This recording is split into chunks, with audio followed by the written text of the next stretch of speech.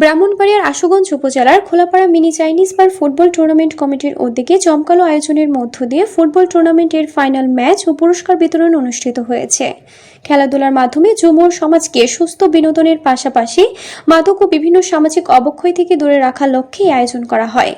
20 June শনিবার বিকেলে খোলাপাড়া বাজারের পাশের বালুর মাঠে অনুষ্ঠিত এই ফাইনাল খেলাকে ঘিরে এলাকাবাসীর মধ্যে ব্যাপক উৎসাহ উদ্দীপনা দেখা যায়। খেলা শুরুর আগে মনোমুগ্ধকর আতশবাজির ঝলকানিতে ম্যাচের শুভ উদ্বোধন করা হয়। এই সময় মাঠে উপস্থিত দর্শকরা করতালির মাধ্যমে খেলোয়াড়দের উৎসাহিত করেন।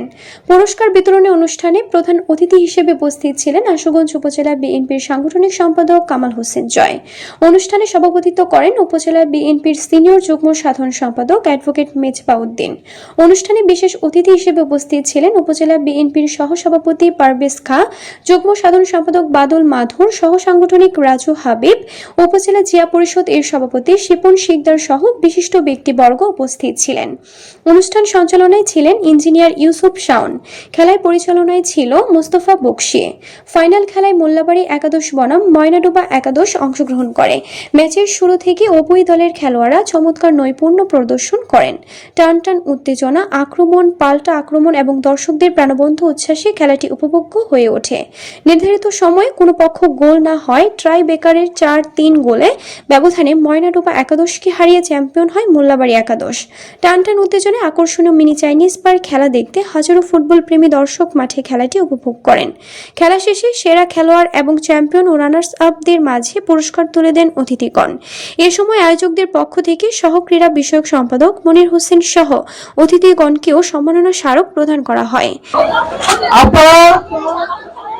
গতকাল সুন্দর একটি ফুটবল টুর্নামেন্টের আয়োজন করেছিলেন, খুব সুন্দরভাবে সেই খেলাটি শেষ করেছিলেন। আজকে এই আয়োজক কমিটিকে আমি ধন্যবাদ জানাই যে সুন্দর একটি খেলা আপনারা উপহার দিয়েছেন। এবং আরো সুন্দর হচ্ছে যে খেলাটি উদ্বোধন করে দিয়েছিলাম, যদি আমার বন্যা হয় তারা আজকে ফাইনাল খেলেছে, তাদের মধ্য থেকে মোল্লাবাড়ি জয় হয়েছে। আমি মোল্লাবাড়িকে অভিনন্দন জানাই এবং যারা পরাজিত হয়েছে তাদেরকে অভিনন্দন জানাই। এই খেলাধুলার মাধ্যম থেকে মাদক থেকে দূরে থাকা যায়। আমাদের যে 8টি ইউনিয়ন রয়েছেন, আমার মনে হয় তার মধ্যে মাদকের সবচেয়ে কম এলাকা হচ্ছে এই খোলাপাড়া এলাকা। আমি চাই মাদককে কিভাবে জীবনে আনা যায় সেটি খেলাধুলার মাধ্যমে। আরো সুন্দর খেলা আমাদেরকে উপহার দিলেন এবং আপনি কিন্তু শৃঙ্খলাবোধ, এই শৃঙ্খলাবোধ দেখে আমরা আসলে সন্তুষ্ট। সুদূর ভবিষ্যতে আপনারা কাঁধে কাঁধ মিলিয়ে খেলাকে এগিয়ে নিয়ে যাবেন। একটা মিলনে এবং ফুটবল খেলা অনেক ভালো লাগছে। এই খেলায় আমি ফাইনাল ম্যাচে গত ফাইনাল ম্যাচে আমরা আসছিলাম। এই গ্রামের খেলোয়াড় এবং দর্শকগুলা এবং গ্রামের মানুষগুলো অনেক ভালো, নিঃসন্দেহে বলতে হবে অনেক ভালো। কারণ এই খেলা চলাকালীন সময় কোনো ধরনের এমন ঝগড়া, কোনো ধরনের উচ্চ বাক্য কোনো দেখি নাই আমরা। আজকে বক্তব্য অনেকে বলেছেন যে খেলাধুলার পাশাপাশি মাদককেও না বলতে হবে, এবং আশুগঞ্জ উপজেলার মধ্যে সবচেয়ে কম মাদক এই খোলাপাড়া গ্রামে।